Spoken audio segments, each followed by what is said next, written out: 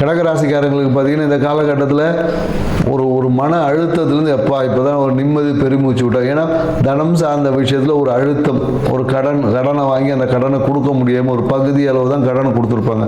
அந்த பணத்தால் ஒரு அழுத்தம் ஏற்படும். ஏன்னா சில பேருக்கு ஒரு திரவலுக்காக ஒரு தங்க நகை வாங்கி எப்போ ஒரு 2 மாதத்தில் ஒரு 6 மாதத்தில் கொடுக்குறேன்னு இப்போ அவங்க ஒரு நச்சரிச்சிருப்பாங்க.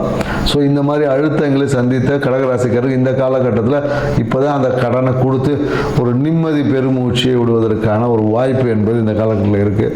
ஸோ இந்த காலகட்டம் எப்படி இருக்கும்னு பார்த்தீங்கன்னா, குறிப்பாக என்னன்னாக்கா அந்த கால் பகுதியில் ஏதாவது அடிபடுறது, இல்லை கால் வீங்கிறது, காலில் இந்த நீர் கட்டி, இந்த மாதிரியான ஏதாவது ஒரு சில உபாதைகள் வருவதற்கான வாய்ப்பு இருக்குது. சில பேர் என்னன்னாக்கா அந்த கௌரவத்திற்காக என்னன்னாக்கா வெளியூர் பயணங்கள் போவாங்க. இல்லை வெளியூர் பயணத்தின் மூலமாக இவருக்கு கௌரவ அதிர்ஷ்டங்கள் அப்படின்னு கிடைக்கும். நிறைய பேர் என்னக்கா தூரத்தில் ஒரு இஷ்ட தெய்வ வழிபாடு, இல்லை குருவை போய் பார்ப்போம். நிறைய பேர் இந்த ஆசிரமம்லாம் அப்படின்னு சொல்லுவாங்க இல்லையா.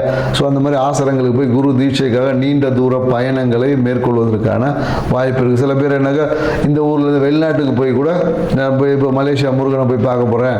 ஸோ அந்த மாதிரி வெளியூர் வெளிநாட்டு பயணங்களுக்கு, சில பேர் திருப்பதிக்கு போகிறேன்ற மாதிரியான பயணங்கள் எல்லாமே இருக்குது. ஆன்மீகத்துக்காக ஒரு நீண்ட தூர பயணம் இருக்கும். நிறைய பேர் பாத யாத்திரை போகிறோம்லாம் வேண்டியிருப்பாங்க. ஸோ இந்த நிகழ்வுகள் எல்லாமே கடகராசிக்காரர் இந்த காலகட்டத்தில் பேச்சிலையும் மனசுலையும் இந்த அரசியல்ன்ற உணர்வு இருக்கும்.